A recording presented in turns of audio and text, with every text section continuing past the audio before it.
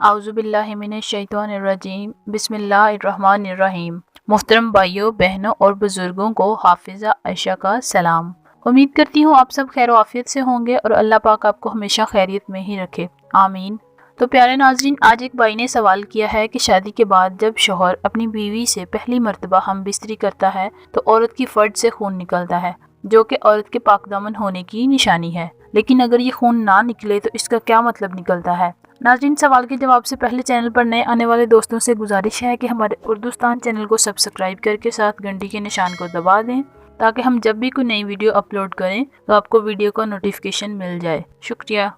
ناظرین، عورت کے فرج کے منہ پر ایک باریک پردہ ہوتا ہے جسے پردہ بکارت کہا جاتا ہے۔ یہ پردہ بہت نازک ہوتا ہے جو فرج کے منہ کو ڈھکتا ہے۔ جب لڑکی سے پہلی مرتبہ ہم بستری کی جاتی ہے تو یہ پردہ پھٹ جاتا ہے جس کی وجہ سے خون نکلتا ہے، جو کہ لڑکی کے پاک دامن ہونے کی نشانی ہے۔ لیکن جب لڑکیاں بالغ ہو جاتی ہیں تو لڑکیوں کو ماہواری کا خون بہنے لگتا ہے، جس کے لیے راستہ چاہیے ہوتا ہے۔ کچھ لڑکیوں کو خون اتنا زیادہ آتا ہے کہ پردہ بکارت پھٹ جاتا ہے۔ کنواری لڑکی کا پردہ بکارت ہم بستری کے علاوہ اور چیزوں سے بھی پھٹتا ہے، مثلا کسی کا کنوارے پن میں بہت عرصہ گزر جانا یا زیادہ ماہواری کا آنا، کسی وجہ سے گر جانا یا دوسری بیماریوں کی وجہ سے بھی پردہ پھٹ جاتا ہے، یہاں تک کہ زیادہ وزن اٹھانے اور کھیلنے کودنے سے بھی پردہ پھٹ سکتا ہے۔ اس لیے ان وجوہات کو مد نظر رکھتے ہوئے سہاگرات کو خون نہ آنے پر اپنی بیوی سے بدگمانی نہیں کرنی چاہیے۔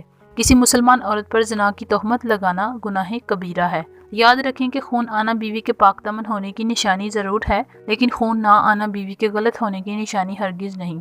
اللہ پاک ہم سب کی حفاظت فرمائے، آمین۔